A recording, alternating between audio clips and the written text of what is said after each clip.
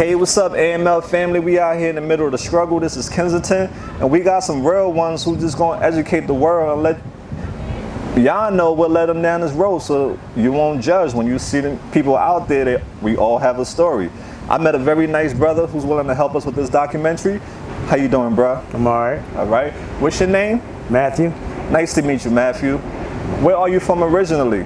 I'm originally from Northeast Philadelphia. Yo, shout out Northeast, we out there. How old are you, Matthew? 34. Okay, Matthew is still in his prime. That's what's up. Now, Matthew, let's go down memory lane, bro. Paint us a picture of your childhood growing up. Well, first and foremost, I'm adopted. So, it was a lot of ups and downs, going through the whole process of understanding that. But I was adopted into a pretty well-off family. They were savvy with the dollar, single parent raised. So I didn't have to want for anything. Nice house, swimming pool, good private school. I went to private school my entire life. So, things were really good. I got all the toys and the games that I wanted. But, everything that glitter isn't always gold. Unfortunately, I did go through, some rough patches, a little bit of child abuse, those traumatic experiences, that kind of end up to where we end up today, which is with the addiction, But for the better part of my childhood, it was great, I don't know how many people can say that they've been to Disney World, 6, 7 times, or been on a cruise. I've been on at least 10 cruises, from the time I was 6 till 16. I had a mom that worked hard. I had a great grandmother and aunt. Weren't too many men in my immediate family, but my upbringing was good. Okay. So are those some of your favorite childhood memories, like going to those places? Yeah. The cruises were definitely some of the more memorable moments. Going to Jamaica or Hawaii. Those were probably like some of the top memories that I tend to hold on to, okay. Especially when you have the rough days and dealing with addiction and everything. Right. What happened to your biological parent, Matthew? Well, from what I was told, because I was adopted when I was 8 months, my biological mother, she had a son that was already 11 years older than myself. So I have a biological brother out there 11 years older than me. But my grandmother, her mother, was suffering from some type of mental deterioration. So she was unable to manage watching an 11-year-old and now a small child. It was going to become too much of a task and too much of a burden on her. And financially, she was unable to support both of us. So she felt adoption was the best suit. And, despite, the whole feel of abandonment issues that, that we tend to suffer from being adopted children, I'm still grateful for the decision and the choice that she made, because it allowed me to become the person I am today, despite what setbacks that I might, have gone through or still going through. Let's go to high school and middle school, Matt. Whew. What type of student were you? Well, let's just say that I was the knucklehead of the class. Going to private school, like I went to Holmesburg Baptist Christian school. So at that point in time when I went to school, there wasn't a whole lot of black kids in private Christian schools. So you literally could count how many black kids were there, which was 5 of us. So going through elementary school all the way to middle school, it was really rough, having my mother always trying to push me to be better than the other kids because of, looking at the racial factor of it, or, why don't you hang out with these ones because they're about their education and about passing class versus hanging out with the kids that were just playing around. I didn't really take pride in my education like I should have. Understood. What's the highest level of education you got? So unfortunately, fortunately, I did go to high school. I actually did all 4 years, but unfortunately, due to the fact of playing around and dicking off in class, just doing me, I did not walk with my graduating class. So that was 2006, no, 2000, let me see, 2002, yeah. So 2006 was supposed to be my graduating year. I didn't get my GED until 2011. Well, at least you got it, right, bro? That's Yeah, all that man. matters. Yeah, some people don't have it, so God bless you, man. So what do you do after you got your GED?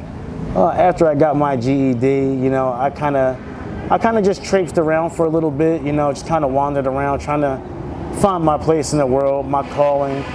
Right. I always wanted to be able to give my grandmother and my mother that graduation that I felt like they deserved. So I ended up going to OIC and I took a course in hospitality training. And, I finished that and I graduated and started working in hotels. But, I always had an issue with maintaining employment. I just always seemed to bounce around, move around. So I was fortunate enough to work with a company called Kingdom Builders, and I got into travel, just traveling and doing demolition on hotels for about 7 years. It was fun, it was great, but that eventually met its end and I found myself still needing more. So went to school for Star Career Academy for medical assistant and phlebotomy.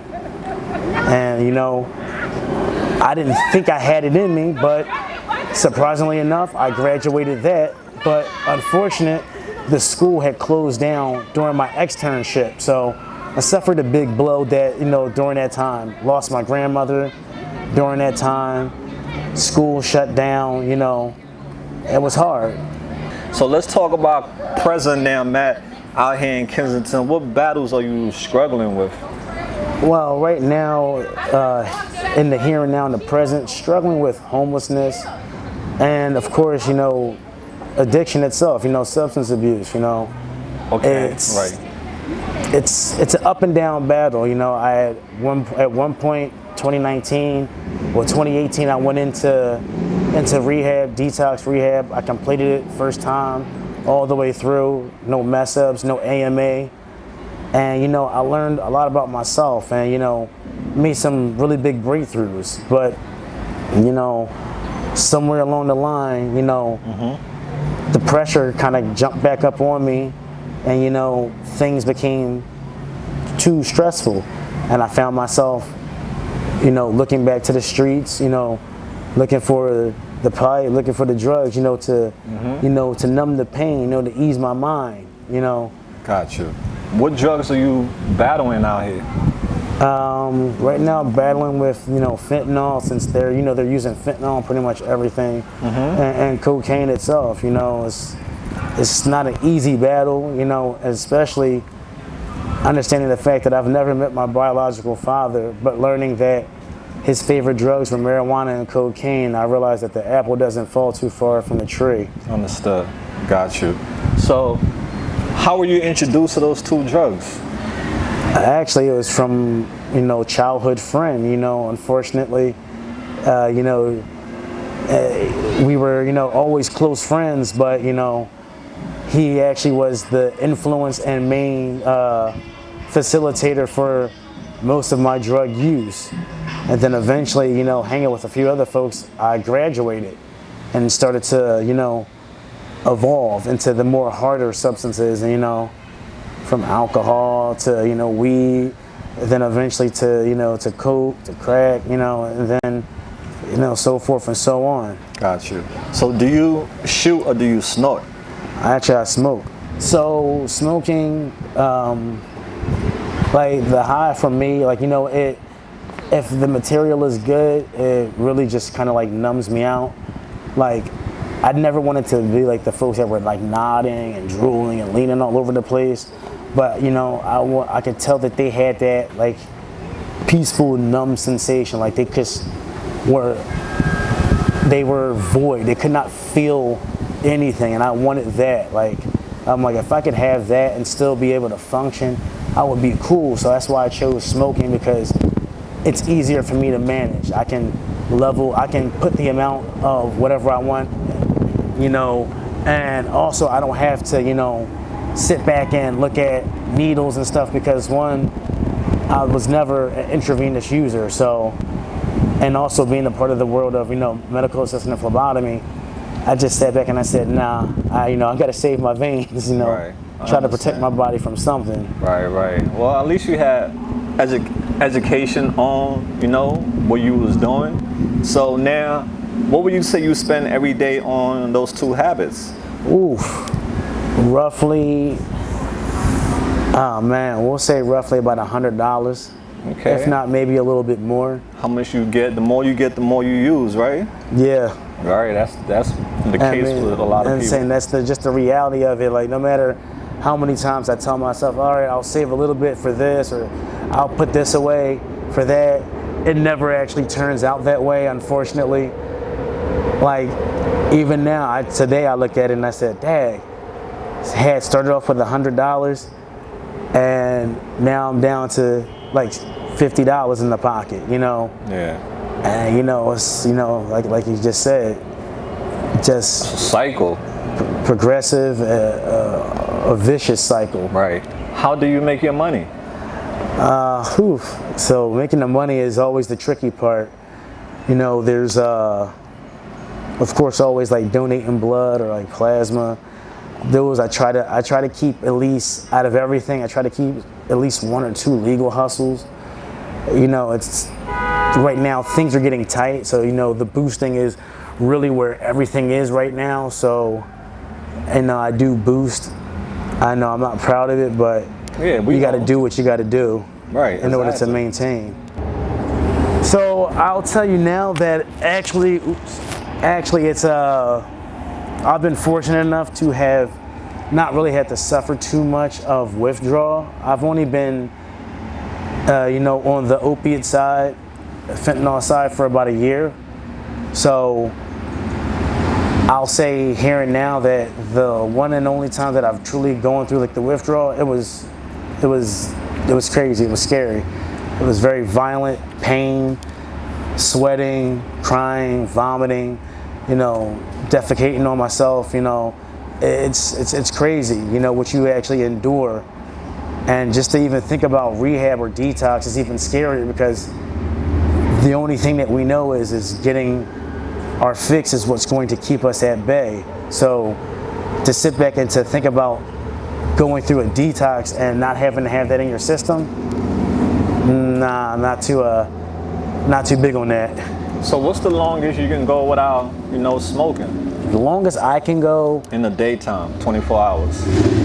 So I can actually push 48 hours.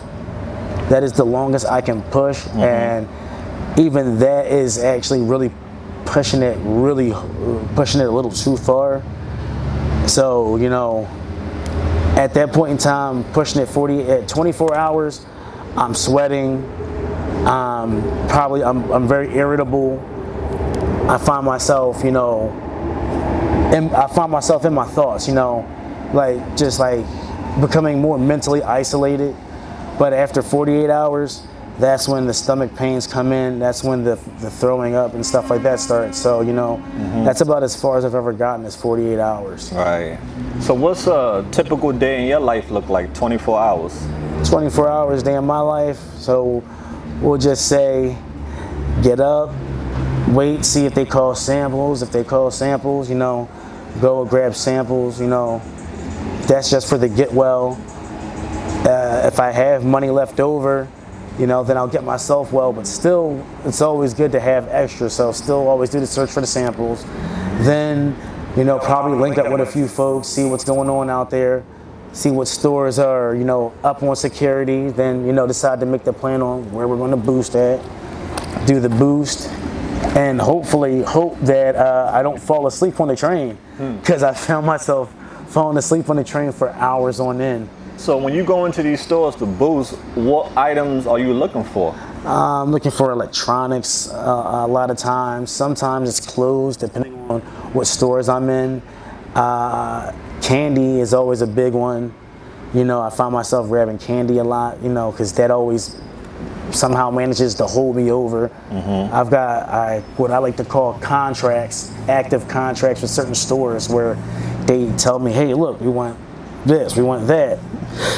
And I go and I grab it. I try my best to. But Red Bull has actually been one of my big incomes. Red Bull? Red Bull. I've been deemed a Red Bull bandit because of how much and how fast I get it. And they're like, it's, you know, it's nothing to be proud of, but unfortunately, like I said, it is what it is. It's the addiction. I'm looking at least 60 per store. Sometimes it's 3 stores a day. So we're looking at, you know, roughly 180. That's just 180 payout. So when you go into these stores, don't they follow you or look at you like you're suspicious? No. So you just go in there and you get by and they don't mess with you? No, they don't. But, you know, it's all about, you know, presentation. Presentation is always the key. Yeah. And I always tell myself, I know that they know, but what is it that I'm going to do different? So I intentionally sometimes put myself in the spotlight, make them watch me sometimes, you know, and then try to slide off that way. So that way it's like, okay, well, he knows we're watching him. What else is he doing, you know? And then I try to like disappear within the store, try to hide amongst the masses. But at the end of the day, in my heart and in my mind, I know that they know I'm boosting, and I know that they're just kind of like building a case. They're just allowing me to take ever so much before they say, bang, well, you've taken this much, so now it's time to bang the gavel. It's time to get rid of you. Have you been locked up for doing that before? Not from any of the stores, but I've been locked up once, about 24 hours for, you know, conspiring with another to take an item from someone.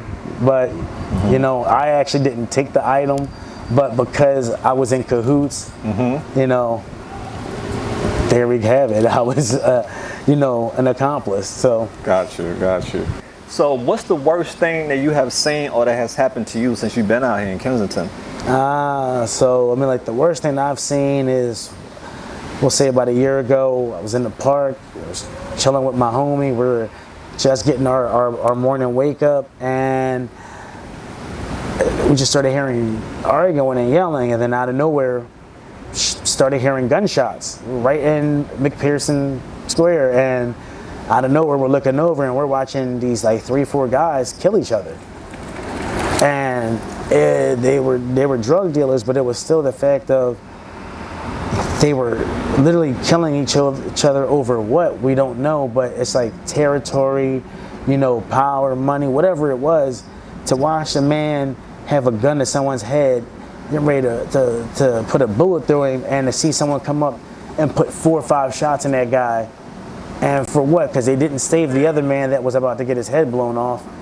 You know, that was crazy. And for myself, like the craziest thing is that I've had a few blackout spells where I don't know what transpired when I blacked out. All I know is that one day I'm in front of the time clock, clocking out for work. When I finally came to reality, I was in front of the time clock, clocking in, and I had 2 hospital bands on my wrist and couldn't tell you how anything happened. Wow. Are you afraid of dying? Yes and no. I'm afraid of how I would die. Not afraid of the concept of death. I know it's a natural part of the circle of life, but I don't want to go out in a way that makes me look like a sucker or a sellout.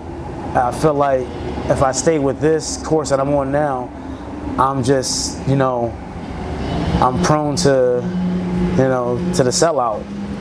I could be so much more and do so much more, but it's the drugs that, you know, the addiction that's holding me back. Absolutely. And they got so many of our brothers and sisters in this grips. So many have lost their life. I pray you will be able to break free from your demons, brother, because it's not easy. So what all have you lost due to your addiction? I've lost family, as far as, you know, ability to walk in the house and to be near them. You know, trust, respect, you know, sense of self-worth is no longer there anymore. Pride, I've already put that to the side because that's been diminished. Custody of my son, you know, once I lost him, I pretty much had gave up on everything, and that's really what drove me out here this time around.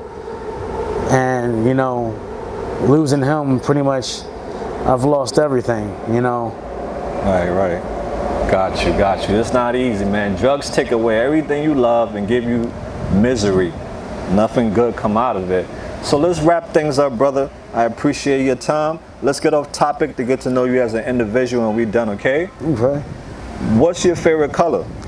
Favorite color is actually blue. Okay, shout out to the blue people out there. What are some of your favorite foods? Favorite foods, so I'm definitely really big on ribs. I love you know the whole barbecue thing. You know, I'm a big grill guy. I love the grill. Nice. But I'm big into my soul food or like the you know, like the Jamaican cuisine. You know, oxtails. You know, definitely love the oxtails. And you know, the jerk chicken. He's making me hungry. Yo, he's making me hungry. Jerk chicken, I mean, I'm a cook myself, so you know, nice. I know I do the penne. You know, rice and beans, candules, you know, whatever it is. Ladies, holla at your boy. At least once I get myself right. Right. So what's your short-term goals now, brother? Short-term goals beyond, you know, of course, getting clean and employment. You know, it's just since I had already started in the medical field and actually took a liking to it and know that I'm actually good at it, it's to go in for nursing. Awesome. You know? When you look at yourself in the mirror now, what do you see? These days, I see someone that's struggling but pushing. You know, right now I have one knee to the canvas, but my shoulders are still up and my head's still aimed at the sky. So the fight and the battle's not over yet. Definitely not, brother. Keep on fighting. Don't never quit. Daytime or nighttime, which one are you? I'm more of the nighttime person, but pretty much a lot of times I have to say I'm an all-arounder, you know. Right. I can fluctuate and adapt to anything, so sometimes I find myself doing 5 days straight. So when you are alone by yourself, what are some things that go through your mind? Man, just past memories, you know, replaying events and things that I've done, looking at the real reasons why I've done them, you know, why did I make those decisions and choices, and if having a chance to do it again, would I choose to do those again in the same manner, or would I choose to do it different? You know, just everything as a whole. You know, it's always the memories of how I got here and how do I get out of here. Right. So you're homeless. What is it like being homeless out here in Kensington? So homelessness is really rough. You know, feeding yourself, of course. If you go hungry in Kensington, that's a problem, because you can eat every day in Kensington. But you know, it's the whole housing factor, because not every shelter is always a great place to be. So you know, I find myself staying up more times than sleeping, just to make it through, and then finding myself knocked out on the train for hours on end. You know, losing time throughout the day. You know, so you know, homelessness is rough because there's no real way to really handle it other than to just rough it and get your behind into a shelter and deal with that end of things. What are you doing right now to help yourself? Right now, at this moment, like I said, I'm just treading water, but you know, I've been like talking with a few folks and just kind of said to myself that it's about that time we just make that step. So slowly but surely, I've kind of been slowly making preparations to prep myself for detox. That's awesome, brother. You hear that? You got to give this guy a round of applause, because you know, that's hope. He got hope, man. That's what we need. All right, bro. So this one would be, if you had to pick to fly or to be invisible, which one would you pick? Fly. Why? I've always looked at myself like you know, like a winged creature, a dragon, you know, an eagle, something that could soar across the sky. And I always felt like, because of the drugs and things like that, I kind of became a caged bird, a caged animal. And the only way you're going to get to the top is if you get those chains off you and spread those wings. Yeah, let go of whatever that's holding you down, right? Let it go so you can fly, right? That's it. That's great, brother. If you had 3 wishes, what would your 3 wishes be? One would be to, first off, find my biological parents, meet them, just to get an understanding, of everything that's going on, learn some health factors and stuff like that. But, just to let them know that, there's no animosity or ill will, and, just to thank them because it allowed me to, become the individual that I am today. Two would be to really like repair the damage that I've done to my immediate family. There's always you always have to look at the role you play and the factor of things that transpire. So I would love to just have that all fixed and go away. And for my third one would just be to live the rest of my life with success and no regrets. Awesome. All right, to take us home, this one would be, Matt, there are a lot of people in this world who judge people who are struggling with homelessness and addiction. What's your message for the world? My message for the world is pretty much, understand now that each and every individual that's out here dealing with substance abuse, that's a mom, that's an aunt, that's a grandpa, that's a brother, a sister, that's a soldier, that's a teacher, a professional ball player. They're human beings. We all sweat, cry, bleed, we're human beings still. And, to turn your back on us and to look at us as something different, it says a lot about you as an individual and about your humanity. We're still human, make mistakes, make choices. At the end of the day, don't turn your backs on us. Extend your hand as best as you can and help us, get to the other side, get to that side where you're at, because eventually we will get there. Right. But without support, we won't. Right. There you have it, guys. There you have it. Okay, brother, is there anything that you're in need of that we can help you with? I'm pretty good with understanding all the resources that are out here, things to that nature.